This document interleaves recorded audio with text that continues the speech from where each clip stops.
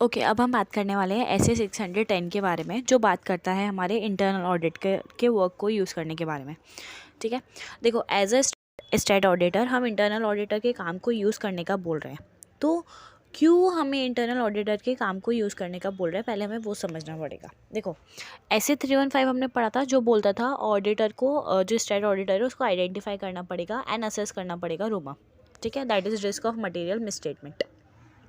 Risk of material misstatement में दो चीज़ें आती थी। कौन कौन सी दो चीज़ें आती थी? एक आता था हमारा इनहेरेंट रिस्क, दूसरा आता था हमारा कंट्रोल रिस्क। कंट्रोल रिस्क में क्या आता था? तो कंट्रोल रिस्क में आता था कि क्लाइंट ने जो इंटरनल कंट्रोल डिज़ाइन कर रखे हैं वो शायद से ढंग से काम नहीं कर रहे हैं, वो प्रिवेंट, डिटेक्ट और करेक्ट नहीं कर पा रहे मटेरियल मिसस्टेटमेंट, उसको अपने बोलते थे कंट्रोल रिस्क। ठीक है, अब इंटरनल ऑडिटर अगर किसी कंपनी में है तो उसका काम क्या होता था? उसका काम होता था सारे प्रोसेस को डिटेल में चेक करना, कंपनी ने जो प्रोसीजर बना रखे हैं वो सही से काम कर रहे हैं या नहीं कर रहे हैं, या उनका सबका डिज़ाइनिंग भी देखने जाता था कि भाई वो ठीक है या नहीं है, उनके स्कोप को इम्प्रूव करता था कि अगर भाई किसी चीज़ को कोई और अपने बेटर कर सकते हैं तो वो करने जाता था। तो कंपनी जैसे काम कर रही है, क्या इसमें कोई चेंजेस आने चाहिए, नहीं आने चाहिए, ये सारी चीज़ें कौन देखने जाता है? ये सारी चीज़ें हमारा इंटरनल ऑडिटर देखना चाहता है।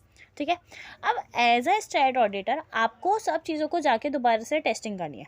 तो आप सोचते हो कि भाई यहाँ पर ऑलरेडी इंटरनल ऑडिटर है जिसने पहले से ही ये सारी चीज़ों का डिटेल में टेस्टिंग करके रखा हुआ है। हम क्या सोचेंगे कि क्या हम इंटरनल ऑडिटर के रिपोर्ट को यूज़ कर सकते हैं या उसने जो काम किया है हम उसको यूज़ कर सकते हैं? देखो रिपोर्ट तो हम यूज़ करेंगे ही करेंगे, मतलब रिपोर्ट तो हम देखने वाले ही हैं। वहाँ यहाँ पे क्वेश्चन रिपोर्ट का नहीं है, यहाँ पे क्वेश्चन है कि भाई जो काम करा है क्या हम उसको रेफ़र कर सकते हैं, क्या जो उसके वर्किंग पेपर है क्या हम उसको रेफ़र कर सकते हैं।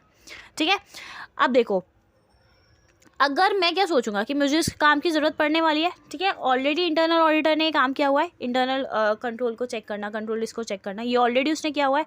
अब मैं दोबारा से करने जाऊँगा, एक तरीके से मेरे लिए तो फालतू में डबल टाइम लग रहा है एक ही काम के ऊपर। तो अगर मैं वो काम यूज़ कर लूँ तो मेरे लिए क्या हो जाएगा? टाइम सेव हो जाएगा। फिर उसके कारण मेरा क्या होगा? नेचर, टाइमिंग और एक्सटेंड जो है ऑडिट प्रोसीजर का वो कम हो जाएगा। ठीक है, तो ये रीज़न है जिसके कारण हम इंटरनल ऑडिटर का काम यूज़ करने जाते हैं। ठीक है, अब सबसे पहले हम ये देखेंगे, क्या हम डायरेक्ट ऐसे ही बोले कि अच्छा आपने इंटरनल ऑडिट करके रखी है, आपके पास रिपोर्ट है, आप दे दो? नहीं, हम डिसाइड करेंगे, हम पहले ये देखेंगे कि हम यूज़ भी कर सकते हैं या नहीं कर सकते। तो उसके लिए हमें क्या चीज़ें देखनी पड़ेंगी कि भाई इंटरनल ऑडिटर कौन है, इन हाउस वाले इंटरनल ऑडिट करते हो या फिर आउट हाउस वाला कुछ है, आउटसोर्स किया हुआ है हमने कुछ, उनकी क्वालिफिकेशन क्या है, क्या वो कॉम्पिटेंट है भी या नहीं है, उनका स्कोप ऑफ वर्क क्या है। ठीक है, मैं ये सारी चीज़ों को देखने जाऊँगा कि भाई ये सब चीज़ें हैं तो ही मैं क्या करूँ, शायद से मैं फिर उनका काम ले सकता हूँ। तब भी मैं बोल रही हूँ शायद से, ठीक है, क्योंकि सिर्फ इन्हीं फैक्टर्स के ऊपर डिपेंड नहीं करता। इसके बाद मैं ये भी देखूँगा कि भाई जो इंटरनल ऑडिटर ने काम किया हुआ है क्या मुझे उसी चीज़ की ज़रूरत है या नहीं है। ठीक है, मुझे जिस चीज़ की ज़रूरत है वो लोग वो चेक कर भी रहे हैं या नहीं कर रहे हैं। तो ये कुछ चीज़ें हैं जिनको अपने जब हम प्लानिंग करेंगे उस टाइम पे हम देखेंगे कि भाई इंटरनल ऑडिटर ने क्या किया हुआ है, क्या नहीं किया हुआ है। ठीक है, यहाँ तक में हमने ये वैल्यूएट किया कि हम इंटरनल ऑडिटर का वर्क यूज़ कर भी सकते हैं या नहीं कर सकते। अब हम काम लेट्स से हमने देखा कि अच्छा हम यूज़ कर सकते हैं, तो अब मैं इंटरनल ऑडिटर के साथ कोऑर्डिनेट करूँगा, उनसे डिस्कस करूँगा कि भाई आपका क्या क्या काम मैं यूज़ करने वाला है, क्या टाइमलाइन रहने वाला है, कब आपको रिपोर्ट्स या डॉक्यूमेंट्स हमें देने रहेंगे, कब आपको वर्किंग पेपर देने रहेंगे। अब वो ऐसी तो दे नहीं देगा, तो हमें क्या करना पड़ेगा? हमें क्लाइंट से जाके परमिशन लेनी पड़ेगी कि भाई मैं आपका ऐसे इंटरनल ऑडिटर यूज़ करने वाला हूँ, एज वेल एज मुझे वो इंटरनल ऑडिटर को भी बोलना पड़ेगा कि भाई आप मेरे को ये डॉक्यूमेंट वगैरह दे दो। ठीक है, अब इंटरनल ऑडिटर अकॉर्डिंगली अपने वर्किंग पेपर्स को हमें प्रोवाइड कर देगा। अब इंटरनल ऑडिटर के वर्किंग पेपर स्टेट ऑडिटर के पास आ गए, तो क्या वो स्टेट ऑडिटर लेके वो पेपर्स को रख ले और बात खत्म कर दे कि नहीं इसने तो करा हुआ है, बात खत्म हो गई?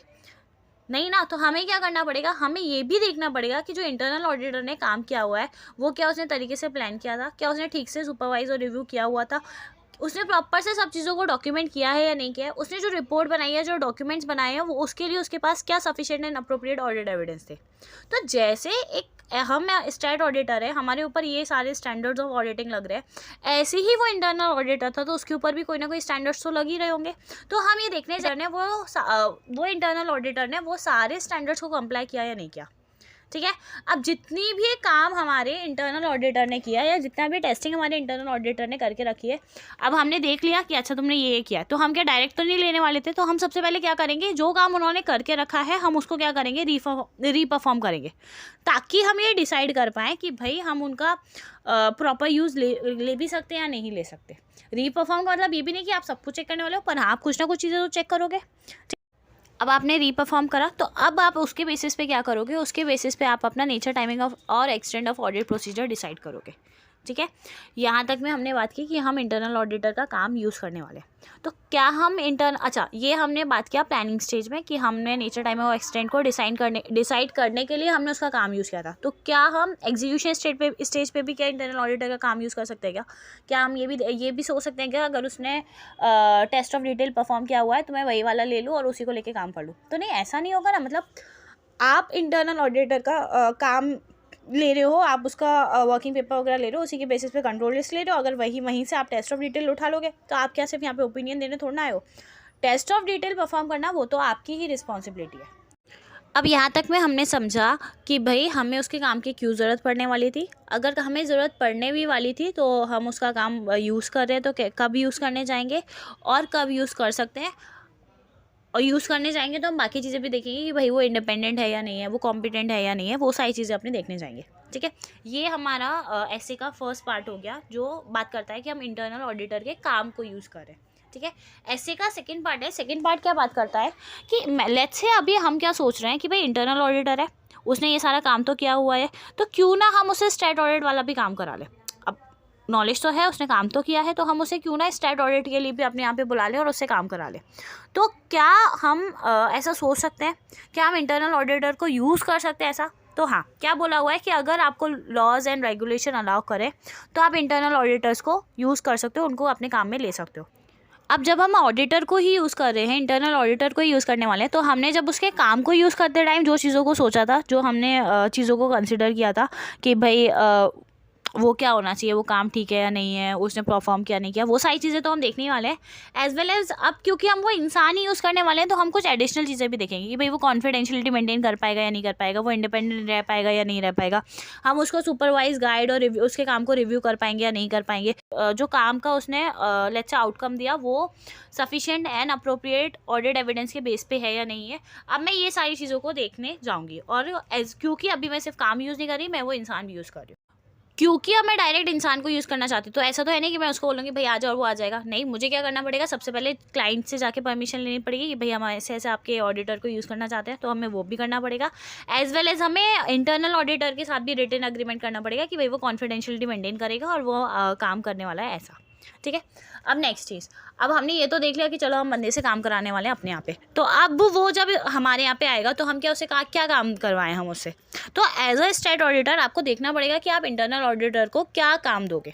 ठीक है, अब वो आया और आपने उसको बोल दिया भाई तू मॉर्टेलिटी निकाल, तू रोमम निकाल, या लेट्स से तू एक्सटर्नल कंफर्मेशन लेके आ, या तू चेक कर कि भाई ये sufficient and appropriate audit evidence है या नहीं है, या लेट्स से एस्टिमेशन चेक करो या फिर जजमेंट चेक करो। तो क्या वो ये सारा काम कर पाएगा? क्या वो नहीं कर पाएगा, या हम उससे कराएंगे क्या? नहीं कर पाएंगे। अगर वही ये सब करने वाला है तो हम क्या करने वाले?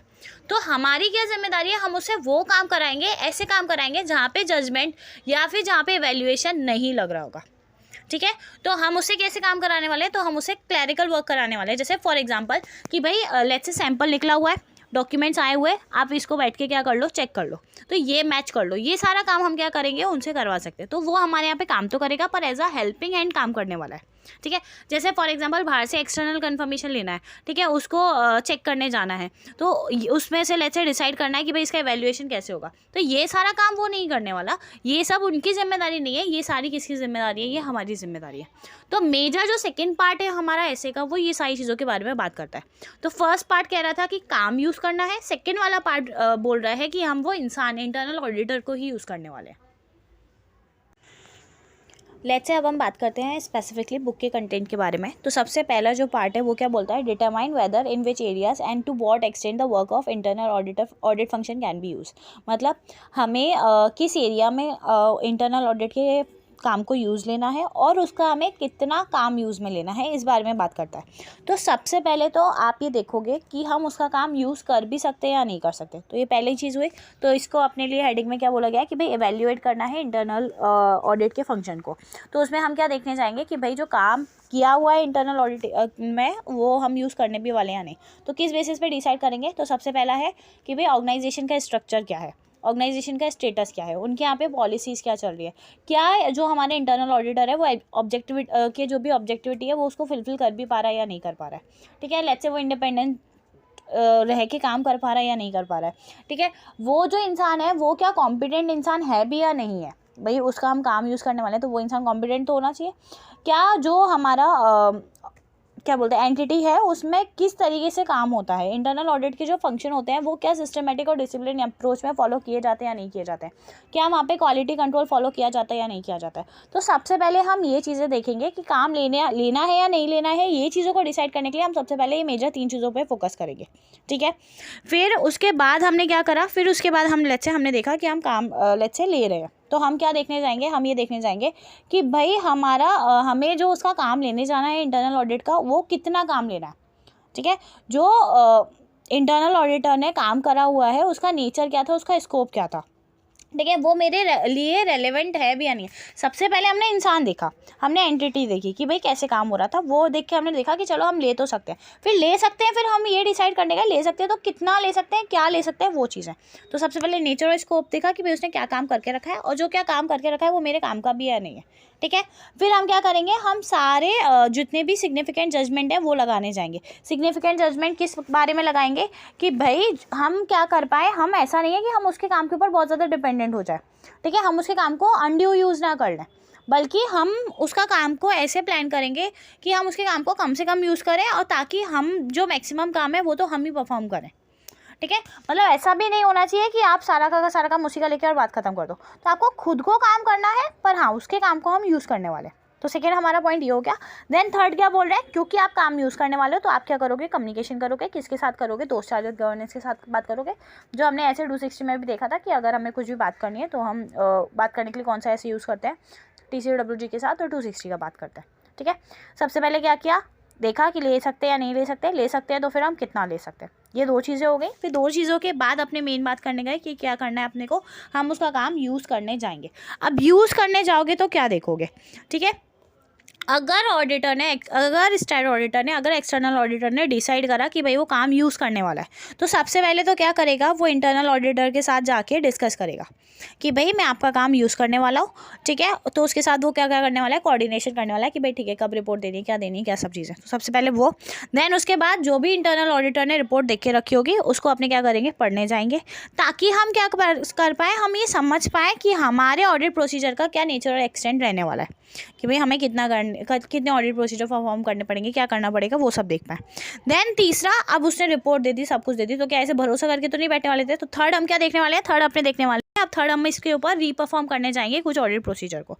तो हमें क्या करना है, हमें उनके रिपोर्ट्स के ऊपर या उन्होंने जो डॉक्यूमेंट दिया उसके ऊपर हमें क्या करना है, सफिशिएंट ऑडिट प्रोसीजर्स को परफॉर्म करने जाना है, ताकि हम ये देख पाएँ कि भाई जो उन्होंने दिया है रिपोर्ट या जो उन्होंने ऑडिट का जो भी डेटा वगैरह दिया है वो ठीक है भी या नहीं है।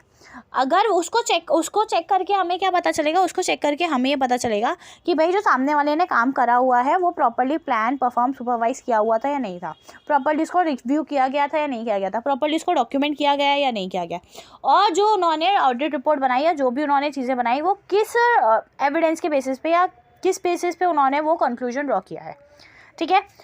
जो कंक्लूजन के ऊपर वो पहुँचे हैं वो कंक्लूजन और जो उन्होंने काम किया है वो आपस में मैच कर भी रहे हैं या नहीं कर रहे हैं। तो ये सारी चीज़ों को हम समझेंगे, और किस बेसिस पे समझेंगे, जब हम वो रीपरफॉर्म करने जाएंगे, जब हम वो चीज़ों को चेक करने जाएंगे कुछ ऑडिट प्रोसीजर लगा के, तब हम ये चीज़ों को समझेंगे। हमने ये चीज़ों को देखा, हमने ऑडिट प्रोसीजर लगाए, लगाने के बाद हमने चेक किया, चेक करने के बाद हमें क्या पता चलेगा, चेक करने के बाद हमें ये पता चलेगा कि अब कितना हमें हमारा जजमेंट लगाना पड़ेगा, कितना अब हमारा रोमम हो जाएगा, कितना रिस्क ऑफ मटेरियल मिसस्टेटमेंट इसमें इन्वॉल्व है, क्या एक्सटेंड रहने वाला है इंटरनल ऑडिट के फंक्शन का, कि भाई हमें कितने उनको यूज़ करना है, क्या उन लोगों का उन्होंने अपने इंटरनल ऑडिटर की ऑब्जेक्टिविटी को मेंटेन करा या नहीं करा, ऑर्गेनाइजेशन का जो स्टेटस था वो क्या था, क्या जो इंटरनल ऑडिटर था वो कॉम्पिटेंट था या नहीं। तो ये सारी चीज़ों का हम ईजिली फिर कंक्लूजन ड्रॉ कर पाएंगे, एंड देन फिर हमने उसका काम लेके अपना नेचर, टाइमिंग और एक्सटेंड जो भी है हमारा ऑडिट प्रोसीजर का आगे का वो हम डिसाइड कर लेंगे। तो ये हमारी बुक बात करती है रिलेटेड टू पार्ट फर्स्ट, जिसमें हम क्या कर रहे थे, इंटरनल ऑडिटर का काम यूज़ कर रहे थे, ठीक है। अब सेकंड बात करेंगे, determining whether in which areas और to what extent internal auditor can be use to provide direct assistance. मतलब इधर हम बात करने वाले हैं कि आप इंटरनल ऑडिटर को किस एरियाज़ में और कितना यूज़ करने वाले हो। मतलब डायरेक्ट उसी की हेल्प लेने वाले हो, उस पर्टिकुलर इंसान को ही लाने वाले हो। तो सबसे पहले तो क्या बोला गया है कि क्या हम यूज़ कर सकते हैं इंटरनल ऑडिटर को, तो हाँ हम यूज़ कर सकते हैं अगर हमें लॉज एंड रेगुलेशन मना नहीं कर रहे हैं तो। दूसरा, भाई ऑब्जेक्टिविटी को कोई थ्रेट नहीं होना चाहिए, उसके वो बंदा जो है वो कॉम्पिटेंट बंदा होना चाहिए। अगर वो ऑब्जेक्टिविटी फुलफिल नहीं कर पा रहा, वो कॉम्पिटेंट नहीं है, तो हम उस बंदे को यूज़ नहीं करेंगे। सिंपल, पहली बात तो ये, ठीक है। अब आपने देख लिया कि चलो हम ये बंदे को यूज़ करने, ये इस इंटरनल ऑडिटर को हम अपने काम में लेने वाले हैं।